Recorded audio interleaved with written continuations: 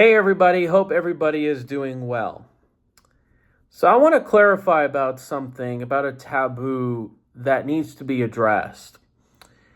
And I've noticed that when I see some comments or even just personal interactions to a lesser extent, that somehow it's taboo to criticize modern women. Now, when I mean criticize, I'm talking about the system that we've created in terms of male and female gender dynamics and relationships, okay? And just the trends and the habits women have been experiencing, especially in the last few decades.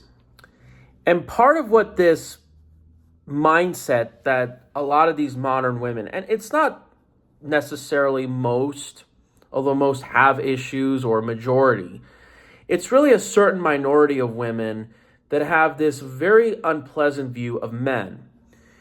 And what they want ultimately is they want the abilities that men can do with the access to resources. They want the privileges of being a woman, but at the same time, nothing is ever their fault. Whenever something goes wrong, they get treated like children. And when it comes to the dating world, it's almost like women want to have the benefits of being a promiscuous woman and the benefits of being a wife material, getting all the resources, getting all the hookups and everything else. And they don't want to give men any of the benefits of the two, because that's really, when you think about it, why dating is just all kind of messed up. On one end, they like to claim that women are so strong and independent, but at the same time, they like to complain about the economy, they're not doing well, that somehow we can't form couples as a result, we can't afford children. Well, really, kind of like forming a couple and having one kid, you might argue it's actually cheaper to get by, depending on how your children are handled, than living alone, right? Because if you've got like a $50,000 earner and the guy makes $60,000, you move into a 2-bedroom, I would imagine it's probably easier to get by with a child, right? And this is when you think about it. And it's not just necessarily the legal changes that they're so focused about. They talk about, oh, this is equal rights, but what they really want is equal outcome. And they also want to change to our economic system, our cultural narrative. And they can't specifically tell you why. They just always just complain one thing or after another. They say one thing, everything has to be sexist, misogynist, and everything.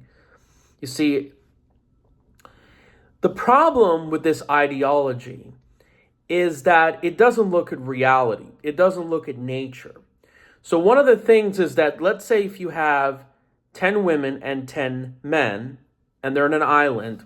Back in the day, you had 4 women working there. Now you're going to have all 10 men and women working. You have to create additional 6 jobs to support the general population, right?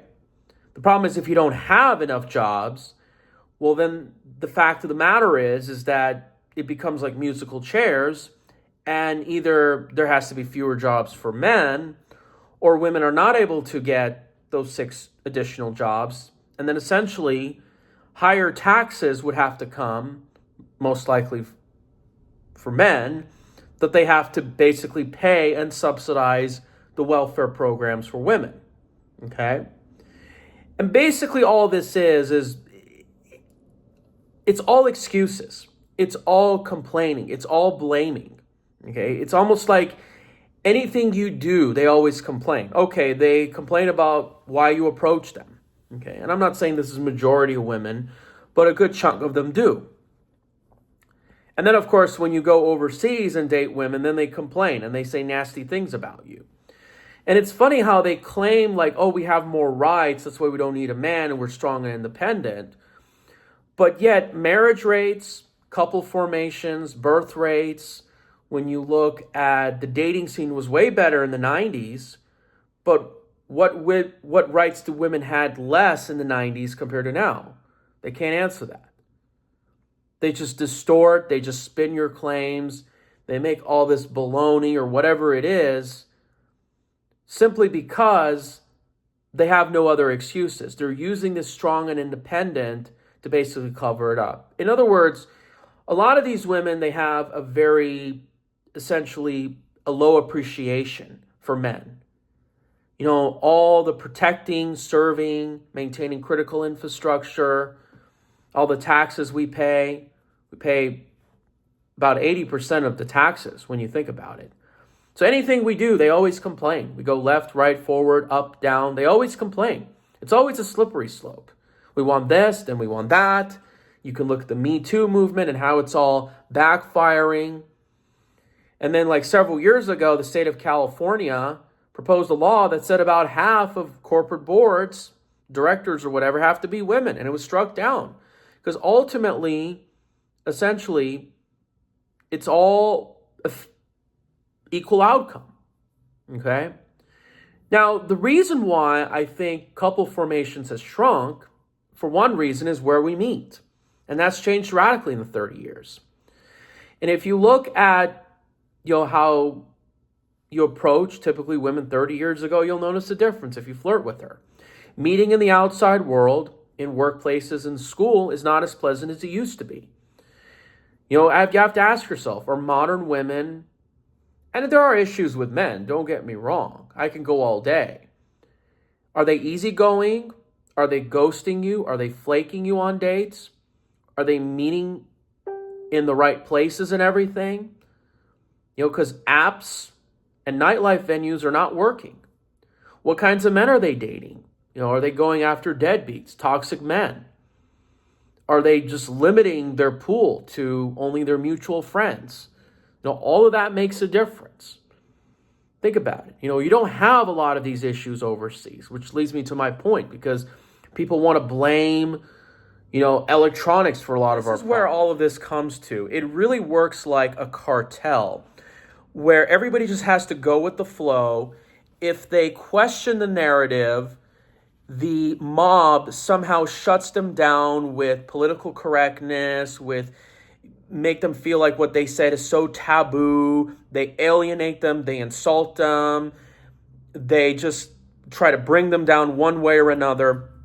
And it's true, it is like a cartel, because again, this is heavily pushed by the powers that be that control the financial system, the central bank, the corporate elites that go along with it, that push the narrative and benefit this system for themselves.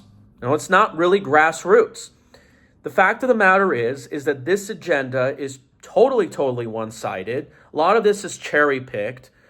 So women are treated this way, they can say this thing, but then on the other hand, we have double standards against the other side. So like some of them say that women can say, I hate men, but to some of those people, if men say the same thing about women, it's treated differently. You know what I mean? Even though those men, almost all of them, are not responsible for the issues that women face. It's interesting how they try to aim at typical men, but they don't go after the elites, okay? Whether you like it or not, elite men now, or even 100 years ago, have had much of the power. But see, it's interesting how they point out that we live in a patriarchy, but on the other hand, they say women are progressing, they're doing better than men are because more single women own more homes of their own than single men. Okay? And then, of course, on the other hand, they say, they trail college graduates. Think about it. Men are underperforming in college graduates. Okay? They're about 40% now. But the problem in this argument is, again, we've talked about how these women obtain their homes because you have to understand, of course, divorce plays a role, but that's not solely the reason.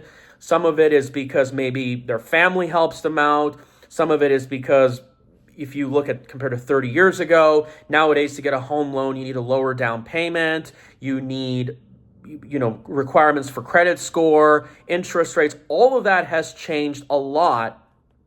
So if you apply the 1990 standards to today, you probably need an $80,000 down payment. And keep in mind, though, on average, women have a lower savings rate than men do. Okay, so they have to tell you exactly how they're obtaining their homes.